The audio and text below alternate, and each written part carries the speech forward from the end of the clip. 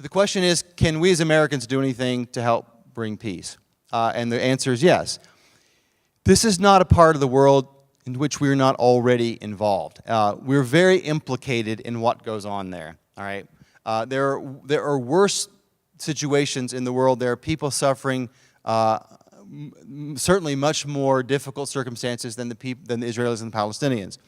But there are a few places in the world that we're less involved as Americans. We're very invested in this conflict at the level of policy and official investment. We are the largest financial donor to the Israelis. They're our largest aid recipient in terms of the military support that we provide. But we're also the largest aid donor in most years to the Palestinians.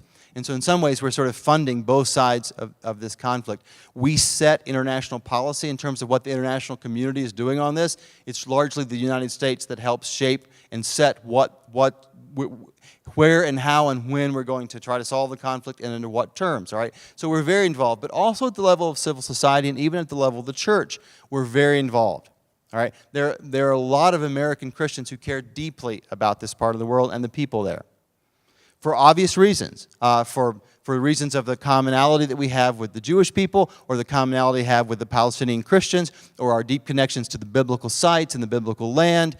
There's a lot of reasons that draw us in. But we organize ourselves often around whether or not we're pro-Israel or we're pro-Palestinian.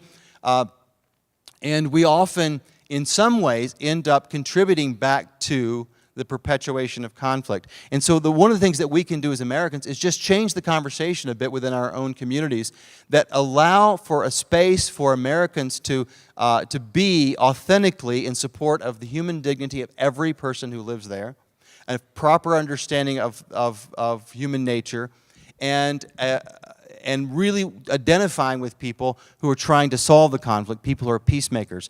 And if we really will wrestle a little bit with Jesus' command that we be peacemakers, I mean, he said it's a blessed endeavor. It doesn't look like that. If you see it worked out in the world today, it doesn't look very blessed.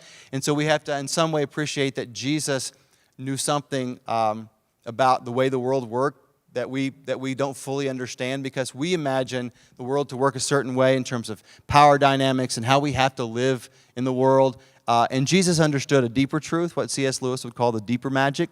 And if we can embrace that and create conversations in our communities and in that really are affirmative of both Israelis and Palestinians, what we would describe as being pro-Israel and pro-Palestinian and pro-peace all at the same time, that actually has positive effects on what's going on there as well.